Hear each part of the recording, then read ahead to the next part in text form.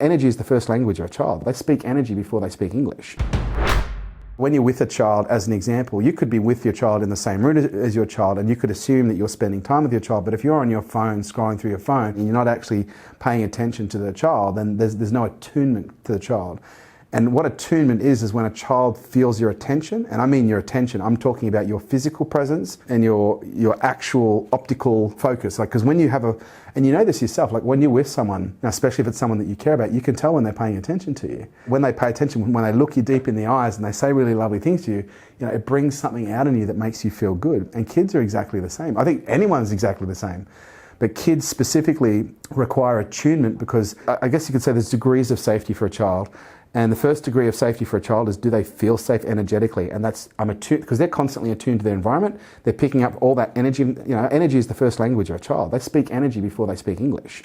And so what a child knows how to do is a child, before it even knows how to use language and visual cues, it knows how to attune to its environment and sense what the energetic information, currency that information is. If it can feel that there is an absence of energy coming from a particular source, i.e. a parent, and it knows that it needs that parental energy in order to survive, the child will, in some cases, induce behaviours that will get the required outcome.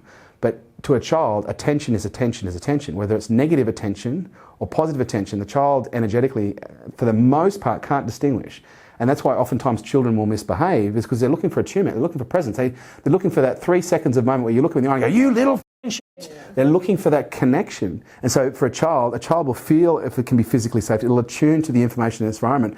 And its level of safety that it attains through what it attunes to actually determines how the brain develops.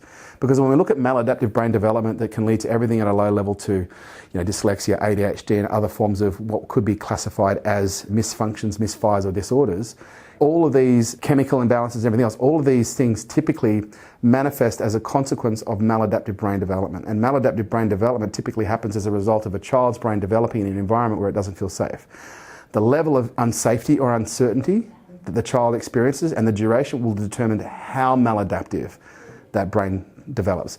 And so if a child, parents love them, care about them, but they don't get a lot of attunement, there might be a level of maladaptive development, but it might only lead to like behavioural issues, ADHD, maybe a little bit of misbehaviour here and there and some attention seeking. Whereas if a child is physically abused and sexually abused, which is now the other end of the spectrum, it's gone from being, okay, I'm just not safe energetically, I'm safe physically, but energetically I don't feel fully safe. My brain will develop not to its best potential, but it'll still develop pretty well. But then the next opposite end of the spectrum of safety is, okay, am I physically at risk? Am I sexually at risk? Am I emotionally at risk and energetically at risk? At that level, you get severe maladaptive brain development, which causes severe behavioural issues, severe disorders, and in most cases, in some cases, such a severe imbalance in neurochemistry that their dopamine levels are so low that the moment they experience any kind of behaviour or substance that elevates dopamine levels, it creates and produces what's called addictive behaviour. Because the reason people have addictive behaviour is because in most cases they have a low dopamine profile. When they do things that make them feel good, they become addicted to it. Whether it's playing a video game, playing a pokey, betting on horses, or having sex, or taking a drug. If you look at the underlying of all of that, the whole theme is unsafety, whether at a low level of unsafety or at a high level of unsafety. And that in itself is the condition that can create it, but the cause is the inability to regulate that. So if a child feels unsafe energetically, does the child know how to regulate those emotions? If a child feels unsafe physically, does that child know how to regulate those emotions? And that's where our role as a parent is so critically important, because it's our role as parents is to guide our children, guide people through those situations, and then they look to us and we show them how to handle it.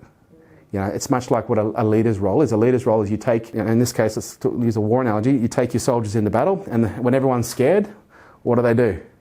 They look to the general and they go, what's the general doing? And as long as he's sitting there plugging on a gun or fighting away, they go, just do what he's doing because he's the one leading us. And kids are very much the same. When they're unsafe, they look to the parent, they look to the authority, they look to whoever that pack leader is in that environment. They go, how is that person behaving? And if you've got a dysfunctional adult who is just as unregulated as the child, all the child is going to do is learn how not to regulate. And as a result, it's through the lack of regulation that the real issues come to play.